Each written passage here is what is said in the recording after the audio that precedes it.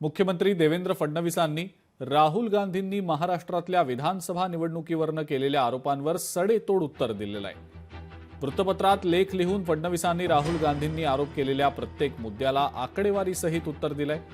पुराव्यांसह राहुल गांधींचे सगळे आरोप त्यांनी खोडून काढलेत। जनतेनं राहुल गांधींना नाकारलं, त्याचा बदला म्हणून ते जनतेला नाकारतायत असा आरोपही मुख्यमंत्र्यांनी केलाय। जनतेशी आपला कनेक्ट कुठे कमी पडतो, त्यासाठी काय केलं गेलं पाहिजे याचा विचार जरी केला तर ते अधिक संयुक्तिक ठरेल असा सल्ला सुद्धा मुख्यमंत्री फडणवीस यांनी राहुल गांधींना दिलाय। मुख्यमंत्र्यांनी आपल्या या लेखामध्ये नेमकं काय काय म्हटलंय आपण ते देखील पाहूया।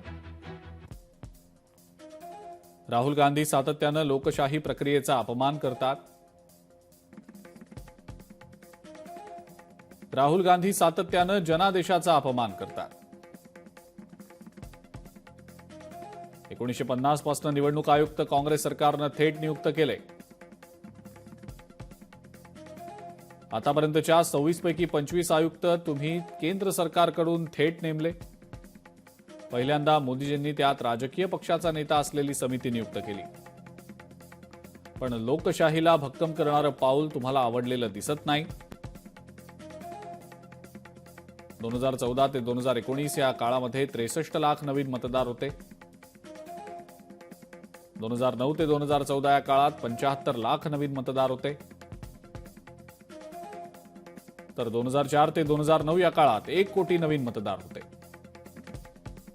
म्हणजे 2024 मध्ये काहीतरी दिव्य घडलं असं अजिबात नाही, असं फडणवीसांनी उत्तर देत म्हटलेलं आहे।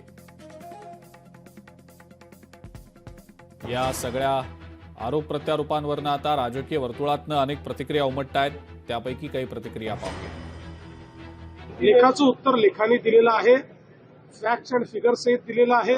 त्याच्यामुळे मला असं वाटतं की आता तरी राहुल गांधी अशा प्रकारचं बोलणं सोडतील। देवेंद्र फडणवीसांनी पुन्हा एकदा खोटं बोल रेटून बोल, आता खोटं लिही रेटून लिही अशा पद्धतीचं काम केलेलं आहे।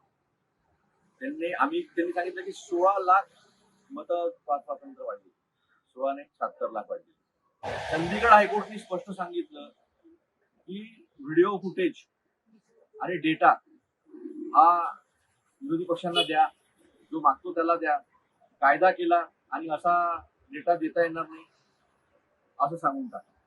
सुप्रीम कोर्टाने सांगितलं की मुख्य निवडणूक आयुक्ताच्या नियुक्तीची समितीमध्ये सर्वोच्च न्यायालयाचे मुख्य न्यायाधीश, विरोधी पक्ष नेते आणि पंतप्रधान हे असतील।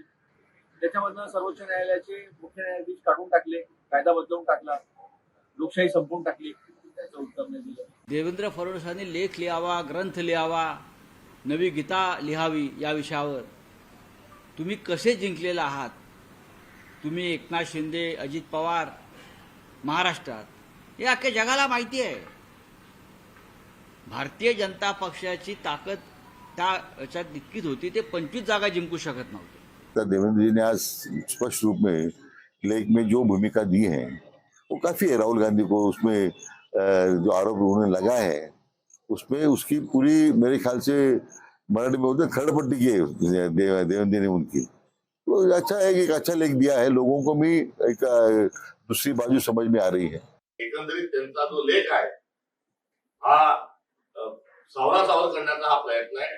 कुठून तरी अमित शहानी त्यांना सांगितलं असेल की लगेच तुम्ही या लेखचं उत्तर लेखाने द्या, तर तसा त्यांनी केलेला हा प्रयत्न आहे। पेशाने ते वकील आहे, त्यामुळे खुनी माणूस असला, चुकीचा जरी माणूस असला तरी त्याची बाजू मांडण्याचं कौशल्य त्याच्याजवळ आहे। राहुल गांधींचे प्रश्न एक आहेत आणि त्याची उत्तरं दुसरे आहेत, असा हा जो लेख लिहिण्याचा प्रपंच जो देवेंद्र फडणवीसांनी केलाय तो हास्यास्पद आहे।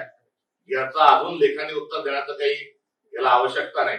आमदार साठवले साहेबांनाच विनंती केली आहे की जरा आमच्या अंगाने एखादी चारोळी जर सुचली या लेखाला काउंटर म्हणून तर त्यांनी दिलं तर बरं होईल।